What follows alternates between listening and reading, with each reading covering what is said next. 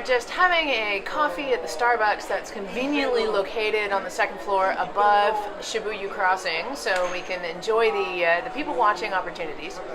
And I just wanted to introduce you to Turner, who has been in and out of Japan a lot over the last how many years? What's the first time you came to Japan? 2006. 2006. So 11 years ago. And what initially brought you to Japan? So I just graduated. I saw an opportunity to teach English in Japan.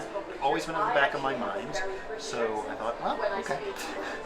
Yeah, it was kind of a spontaneous decision. Yeah. But it turns out a lot of the newbie English teachers in Japan are in the same kind of position. Like they graduate, they don't want to start a regular job, so they come over here. I ended up staying on for a second year and then finally left by ferry. Wow, very cool. And then you traveled all over the world after that, yeah? Yeah, it was Japan that kind of got me started. From there to Thailand, China and Thailand, and it was always like trying to recreate the Japanese experience. So it was kind of what brought me back this time. It's like, well, I keep on trying to recreate Japan elsewhere, why not come back here? This time I wanted something like with regular hours, gave me weekends off, so more opportunities to socialize, more feeling like it's a professional job that I was chosen for me, rather than just being a white face in an English school. Yep. Yeah. And I think I found that this time. Wow, very cool. And what is it, you talked about wanting to recreate the Japanese experience in other places around the world. What is it about the Japanese experience that is appealing to you? It could be that it resonated with me when I first got here, or it could be just that I was so used to it because it was my first time living abroad long term that I just measured everything else according to Japan after that. What's the thing that you find most confusing about Japan? Yeah, I guess it's overtime in the Japanese workforce, because despite the fact that most people are aware that people are literally working themselves to death sometimes and working incredibly long hours, even though they don't need to, because it's been shown it doesn't increase efficiency. That they don't all come in that early, but they do stay late. Despite the fact that they know all these things, that overtime is still kind of expected. Even when I brought it up with my manager, it's like, so do I have any work left? No. It's like, oh, well, can I go home early? It's like, no. This is a business culture.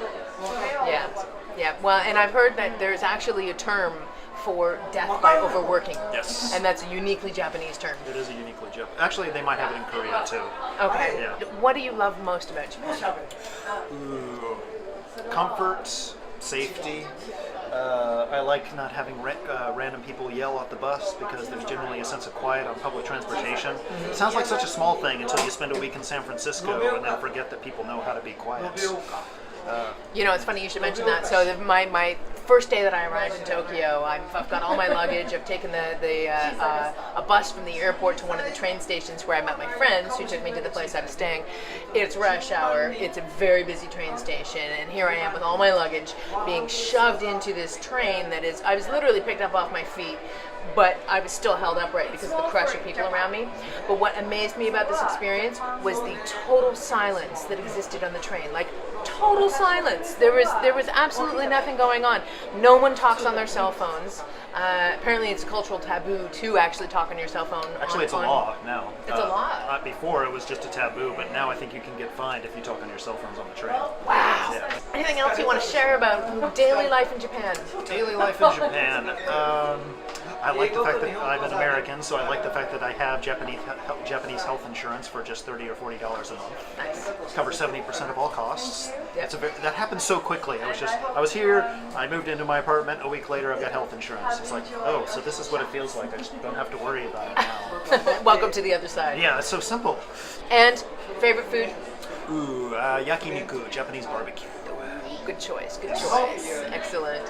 Well, thank you very much for sharing some of your Japanese tidbits with me and my audience. Turner Wright, onceatraveler.com, and living in Japan for the foreseeable future.